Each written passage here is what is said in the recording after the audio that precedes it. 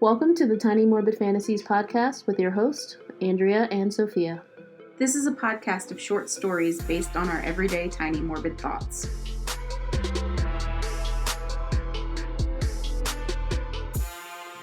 Thanks for joining us for episode 7. And if it's your first time, welcome. And if you're a returning listener, welcome back.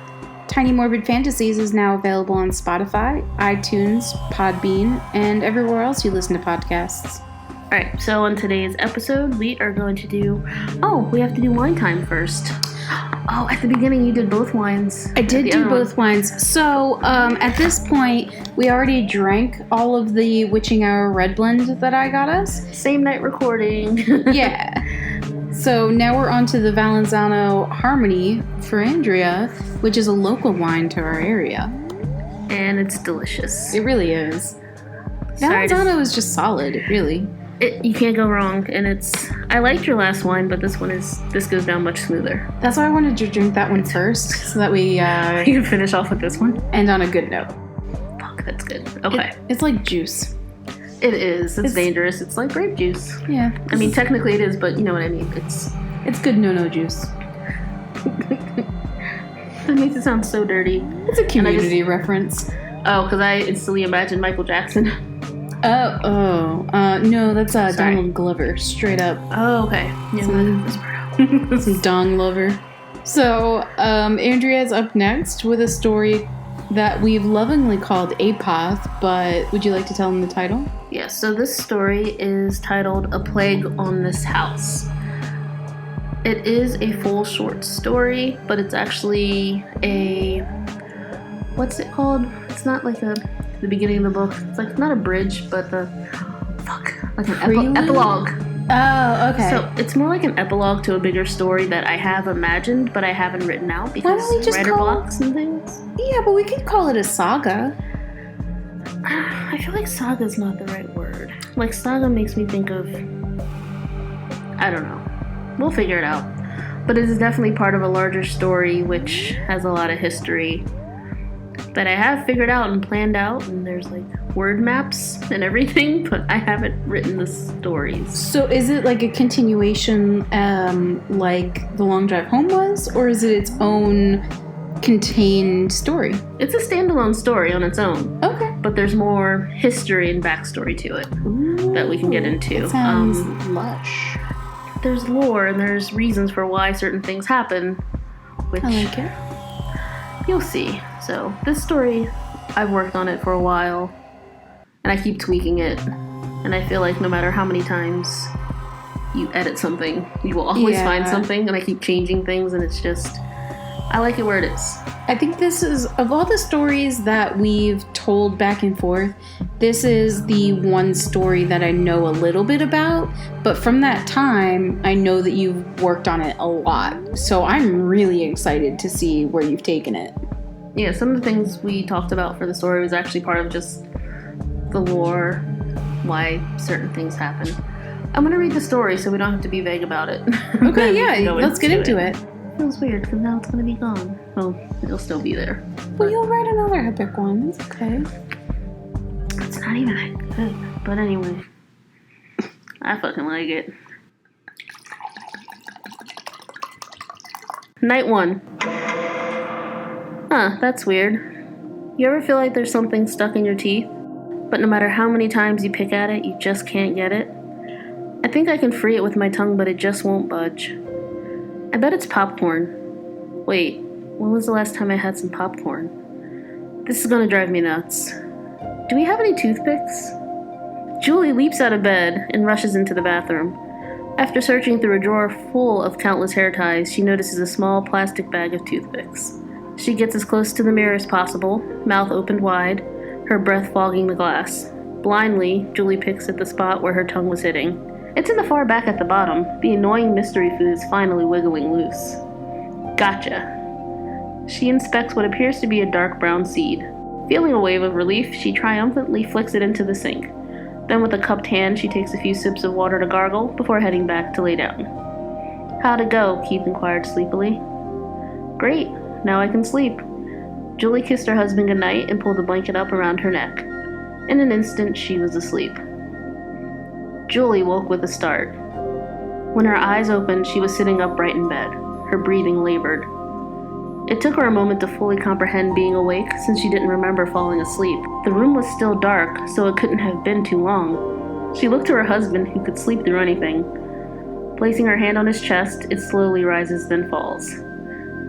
Julie slipped out of bed and went to the kitchen for a glass of water. When she returned, cup in hand, she placed it on her nightstand. That's when she noticed something on the sheets.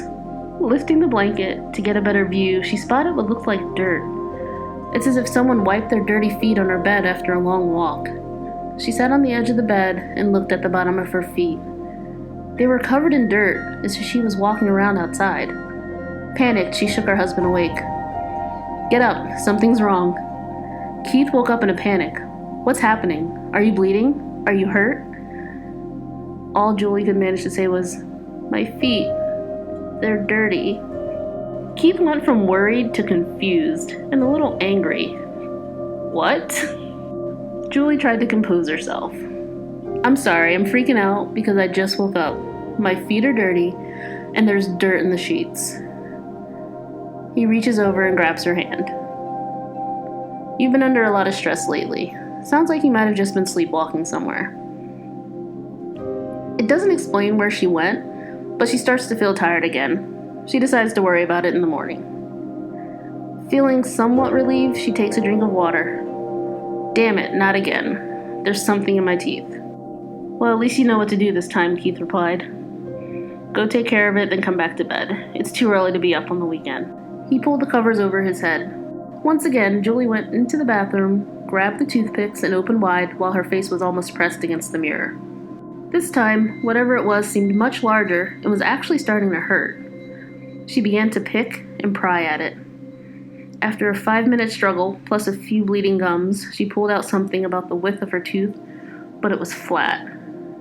She rinsed off the blood to give it a closer look. It looked like some sort of wood.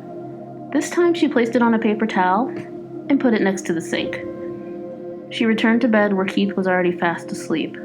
She resolved to tell him about it in the morning. When she awoke the next morning, she felt unrested. Keith, already awake, had made coffee. The sweet scent danced its way into the bedroom. She hopped out of bed and went straight to the bathroom. The piece of wood is still there. She brought it into the kitchen to show Keith. "I figured out what you were up to last night," Keith said as she entered the kitchen. "How did you manage that?" "Well," Keith walked over to the kitchen window and pointed out to the backyard. There, in the middle of the yard, was a hole around the size of a small campfire and about a half a foot deep. Why would I?" Keith interrupted her, confused, stammering. "Don't worry about it. I'll fill it in later." Keith looked down and saw the paper towel in her hands. "What's that about?" "Oh, it's the thing for my teeth. I have no clue what this is." "Well, it has to be something you ate. Also, why would you keep it?" Keith left with coffee in hand, giving Julie a kiss on the cheek on his way by. She balled up the paper towel and threw it away. Night 3. "Julie, come to bed," Keith shouted from the bedroom. In a minute, Julie was in the bathroom, hunched over the sink. She began brushing her teeth vigorously. She rinsed and opened her mouth to check. There it was. Her entire back tooth was now covered in an unusual dark coating. It grew so fast. She left it alone only for 2 days, and now the whole tooth is covered in it, whatever it is. After a second brushing, nothing has changed. She gives up and goes to bed. "Are you worried about your tooth again?" Keith asked as Julie climbed into bed, looking defeated. "I simply don't understand what could be happening. I made an appointment for the dentist, but now we have to wait a week. What if it gets worse?" "Okay, stay calm. If it gets too bad, we can go to the emergency room, okay?" Julie laid down. "I can handle it. I just want it to be over with." "Me too. I want you to feel better. Let's try to get some sleep." Julie, for the second time this week, woke with a start. There was something cold and wet underneath her. Once her eyes adjusted, she looked around confused. To her side was a shovel by a small hole. When she stood up and turned around, she saw her house. She had sleepwalked again, but this was the first time she'd woken up outside. She staggered back inside into the bathroom. Once there, she rinsed herself off. Then she collapsed back in bed and was asleep in moments. When the morning alarm rang, she had that groggy feeling again. It was as if she didn't really rest. After moments of convincing herself to get out of bed, she made her way to the kitchen. Keith was making his morning coffee to go as he was about to head out for work. "Hey, hun, how'd you sleep?" he asked. "I don't really know. I feel like I didn't sleep at all." Could be because in your sleepwalk state, you dug another hole." Keith gestured towards the backyard. "It's okay, but maybe we'll start strapping you down at night," Keith chuckled. He winked and gave her a kiss on his way out. "Don't worry about it. I'll fill in this hole later too. Get ready for work." Julie makes herself some coffee with a side of toast. While eating, she stares out the window at the hole. "Why would I do this?" she thinks. As she's chewing her toast, something solid crunches between her teeth. Immediately, she spits it into the sink. While inspecting the moist wad of bread, she finds the solid object at the center. It was a twig. She convinced herself it must have been in her mouth from the night walking. She threw it away and began to get ready for work. Night 5. Julie was on her side as she leaned over the edge of the bed. She started gasping for air. Her mouth was full of dirt. It began to melt as her saliva mixed with it, converting it to mud. She fell onto the floor on all fours, heaving and shaking, as the black sludge trickled into a puddle. When the shivering ended, she wandered into the backyard. There she found the shovel. Dragging her feet, she walked to the usual spot, where the dirt is still soft, and started digging. It had reached 3 a.m. She had been digging for hours. The hole was about 4 feet deep at this point, and Julie was inside the hole tossing dirt out. Suddenly, the sky opened in what could only be described as a flash flood. Julie got on her knees and grabbed fistfuls of mud. Hungrily, she shoved them into her mouth. After 3 handfuls, she stopped and opened her mouth skyward. The heavy rainfall quickly filled it, sending streaks of mud down her neck.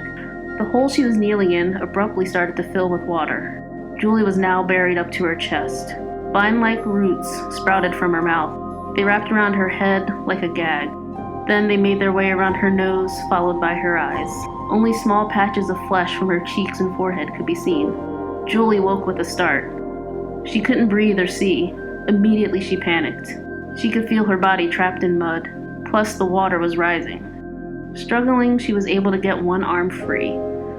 Her nails helplessly clawed at the roots that were encasing her head. Blood began dripping from between the roots as her nails, frantically trying to get a grip, scraped against what little skin was left showing. The roots began to slither down her neck, grasping her throat. After a few minutes of fighting, Julie lost consciousness. As the rain continued to fall, the walls of the hole caved in. The only thing left showing was a tree sapling, at this point about 4 feet tall and growing. The roots began to thicken, the branches spread wide, and leaves began to bloom. There, in the middle of the yard, sat a single oak tree, at least 20 feet tall. The rain slowed as the sun began to rise. There was no sign of Julie left behind. Night soil. Yeah. The end. Night soil. Dude. So that's the start of Julie's story. But also, tiny morbid fact, it takes approximately 3 hours to dig a hole about 4 feet deep. If you're like an average body strength. And breaks. But also she pre-softened the soil, so it was easier to dig. But not only that, I like that you changed her consciousness from being sleepwalking to her actually digging it. So now she's conscious of the digging. Up until that point, you only, like night 1 and night 3, she woke up with the start and was like the aftermath of like the dirt and waking up outside. And then night 5, it started off showing you what she was doing, and then she woke up. So you kind of got to see like, you got to see what she was doing. She wasn't conscious. Yeah. She woke with a start as she was. Yeah, as she was like in already the middle on her of doing knees. it. Yeah. So she wasn't necessarily conscious of it, but I kind of just wrote in. But she also like just took it in stride and was like, okay, well, yeah, weird, but I'm doing it. So, but what happened during nights 2 and 4? More sleepwalking, more teethy stuff, more nothing, just teeth growing. No sleepwalking. And she's like, well, I'll sleepwalk every night. Oh crap, my tooth is being converted into tree bark. Yeah, so she basically left it alone after night 1. And that's why on night 3 she's like, well, I made a doctor's appointment, but oof, this is happening. Well, yeah, Oh, so the Tiny Morbid fantasy it played off of, there was actually a couple for me because I used to sleepwalk as a kid. Not often. I only did it like twice. Once I was just like innocently picking mushrooms. That's the only one I remember, actually. That's adorable. It's weird because I remember being awake, sort of. But my mom, I was in the living room sleeping on the couch and I like got up and like, I was like, what are you doing? I was like, I'm picking mushrooms. And I like remember holding a basket, but I wasn't holding a basket. I was like sleepwalking. In your dream? Yeah. Yeah. So I was picking mushrooms. But so sleepwalking is one of like my fears. Okay. Randomly because I sleep naked mostly. Also just getting weird stuff stuck in my teeth. I don't know. I have a weird thing with just getting stuff stuck in my teeth. I like worrying that it's not food. Well, yeah. Well, I mean, even when you were a kid, though, did anybody tell you if you ate the watermelon seeds, you'd grow a watermelon in your belly? That was the third thing. Yeah. Yeah. So that was the tree seed. Who did this to us? Because you could My mom did. Oh. You could pass a watermelon seed, no problem. It's like, that isn't... Maybe that's why I don't like watermelon. But I'm just what? Like, that's weird. Watermelon's now delicious. I kind of like it, actually. I could take it or leave it. Okay. But yeah, okay. That was the third part. Just growing watermelon seeds out of your belly. Just growing things out of your person. Yeah. Ooh. But there is a whole story of like why this happened to her and aftermath of what happened to Keith and how he dealt with it and finding out why Julie turned into a tree. Was there a part 2 on this one? Didn't write it yet. But I would like... It's all ideas. It's all like word maps at this point. I would love for you to explore it. Not like the last one, The Long Drive Home, but as, you know, like little inserts. All right, well, I've finished this part and I've figured out this. Because I would love to hear, A, the history of it, and B, like how Keith is able to uncover the history like as he goes along. Well... Turns out she's not the only oak tree or, you know, whatever tree you deemed her as. But, you know, this is the reason why this is happening. Or if she's the origin, because you didn't give a date, like this might be the origin story for the rest of it and a catalyst. Oh, yeah, true. I mean, it's not, but that's a good point. Well, right. But, I mean, I from what we've talked about for this story, I love the concept of the story. Thanks. But, there is a plan. There is a backstory. Like, I have answers to questions. I just have to write them into a story. No, I like it. So, what we're going to do next in a future episode is we've devised a bunch of questions that each one of us has come up with for each other or, you know, our audience as well. As a little taste of this going forward, I just wanted to put a question out there to Andrea. We're going to do a Q&A. This is a little taste of it before we really implement it. So, I randomly generated question 6. In one sentence, how would you sum up the internet? A hot fucking mess. Done. That was the easiest question. Yeah, I mean, that's... Yeah. It's not wrong. It's not wrong. It's just a lot. Are you going to answer that question? I don't know that I am qualified to answer that question because it is a hot fucking mess. And the thing about it is, it's not just entitlement, it's access. It's access and entitlement. Because everyone's entitled to their opinion. But the thing about opinions, they're like assholes. And everybody's got shitty. them. Yeah. Okay. Ew. Sorry. No, but that's you're not wrong. I know what you mean. Like, it's a beautiful thing, but at the same time, you have things like 4chan and internet trolls that just really shit on the beautiful things that could be in existence just because they can. My favorite thing is when you're on the internet, it's like people nowadays, and it's like, no, this is people all the time. It's just we have access to it now. Yeah. They were always there. You can just see it now.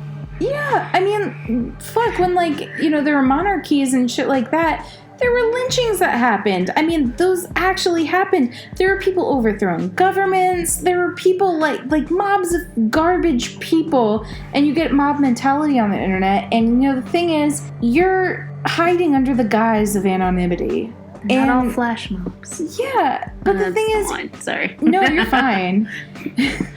But even if you're hiding under that guise of anonymity, you're still creating things that might have, you know, a bad influence on people, and that's not okay. And the fact that you think it's okay just gives you some kind of authority to think that you can do that to other people. And you're shit, and you'll always be shit. Yeah. You ain't never gonna be nothing. You just like your father. Alright. Exactly. Yeah. So yeah, we're gonna do a Q&A episode next. Probably episode 8. Probably have some drinks for that too, because I think that'll be fun. Keep us loose, answer some questions. Yeah. Have some fun. Alright. This is let's do the outro. Yeah. Because tell people how they can get in touch with us. So if you liked this story, please check us out on Twitter at Tinymorbid or on Instagram and Reddit at Tinymorbidfantasies. To be featured in an upcoming episode or episodes, send your stories to tinymorbidfantasies@gmail.com. If you have any questions or comments, you can send those too. And now that we're doing the Q&A thread, please send us some questions we can add to it. Also, leave a like and subscribe. No, wait, that's YouTube. Go on iTunes. I don't care. Engage with us on Twitter. We'll do that. I'm on Instagram. I'm on both, actually. Fuck. We're on all... I switch back. We're gonna join Facebook, maybe. Alright, bye. Thank you. Recorded. Bye. Bye, I love you, bye.